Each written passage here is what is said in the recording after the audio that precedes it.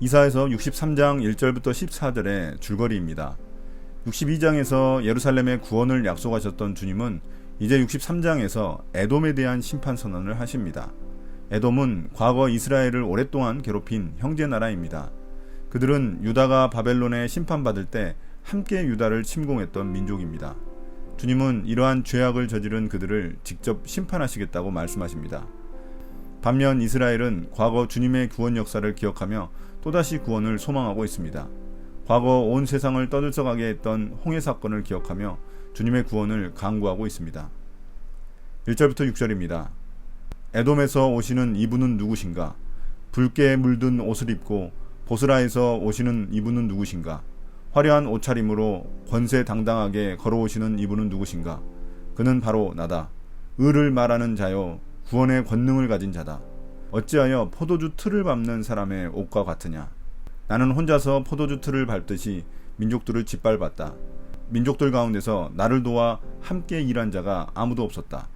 내가 분내어 민족들을 짓밟았고 내가 격하여 그들을 짓밟았다. 그들의 피가 내 옷에 튀어 내 옷이 온통 피로 물들었다.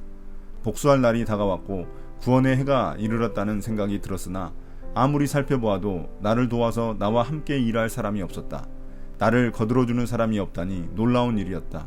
그러나 분노가 나를 강하게 하였고 나 혼자서 승리를 쟁취하였다.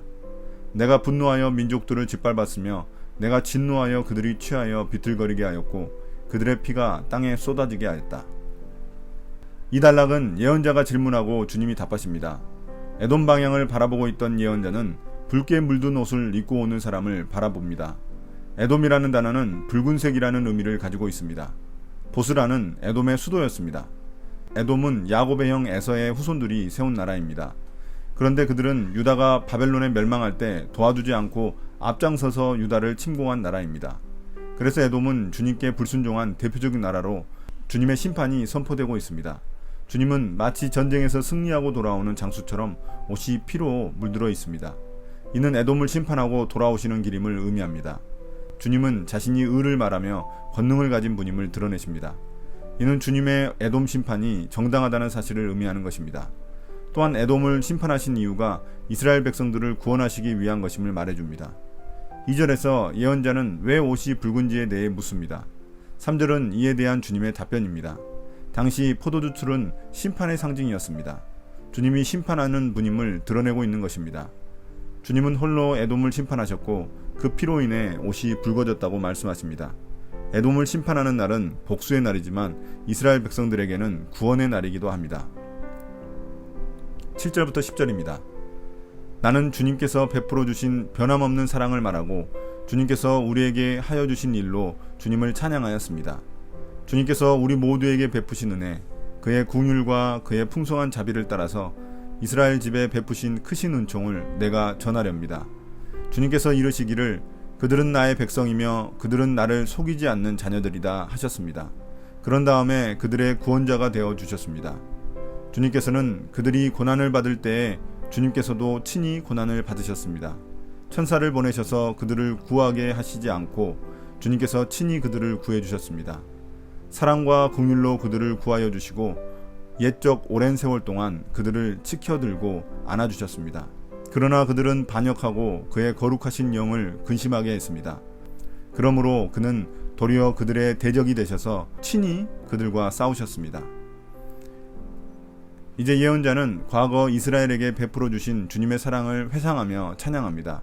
긍휼은 어머니의 자궁에 있는 아이에 대한 모성애적 사랑을 의미합니다.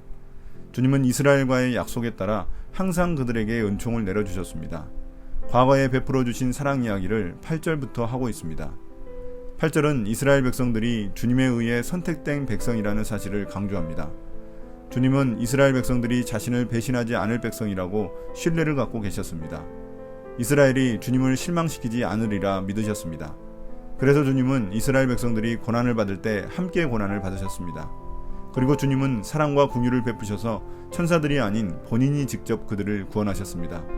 그럼에도 불구하고 이스라엘은 주님을 배신하고 성령님을 슬프게 했습니다. 그들의 역사는 처음부터 끝까지 주님의 사랑을 무시하고 배신한 역사였습니다. 이로 인해 주님은 이스라엘의 대적이 되셔서 그들과 친히 싸우셨습니다. 이것이 이스라엘이 멸망하게 된 이유입니다. 11절부터 14절입니다. 그들은 지난날 곧 주님의 종 모세의 날을 생각하며 물었습니다. 그의 백성 곧 양떼의 목자들을 바다로부터 올라오게 하신 그분이 이제는 어디에 계시는가? 그들에게 그의 거룩한 영을 넣어주신 그분이 이제는 어디에 계시는가? 그의 영광스러운 팔로 모세를 시켜서 오른손으로 그들을 이끌게 하시며 그들 앞에서 물을 갈라지게 하셔서 그의 이름을 영원히 빛나게 하신 그분이 이제는 어디에 계시는가? 말이 광야에서 달리듯이 그들을 깊은 바다로 걸어가게 하신 그분이 이제는 어디에 계시는가? 주님의 영이 그들을 마치 골짜기로 내려가는 가축대처럼 편히 쉬게 하시지 않았던가? 주님께서 이렇게 주님의 백성을 인도하셔서 주님의 이름을 영광스럽게 하셨습니다. 항상 주님을 배신한 이스라엘이지만 그들은 자신들이 환난에 처했을 때 주님께서 행하셨던 구원 사건을 기억하며 다시금 주님께 도움을 요청합니다. 과거 모세를 통해 홍해를 가르시고 그들을 바다에서 올라오게 하신 일을 언급하고 있습니다. 주님은 홍해에서 그들을 구원하셔서 자신의 힘과 능력을 온 천하에 알리셨습니다. 13절은 홍해 사건에 대한 비유입니다. 확 트인 평평한 광야를 자유롭게 다니는 말처럼 주님은 이스라엘이 어떤 어려움도 없이 바다를 걸어서 건널 수 있게 하셨습니다. 14절은 또 다른 비유입니다. 여름에도 풀이 무성하게 자라는 골짜기로 내려가는 가축대처럼 주님의 영은 이스라엘을 약속의 땅으로 이끌어 편히 쉬고 풍족하게 먹을 수 있게 해주셨습니다. 묵상 포인트입니다. 첫 번째, 에돔은 주님의 통치를 거부한 자들의 대표입니다.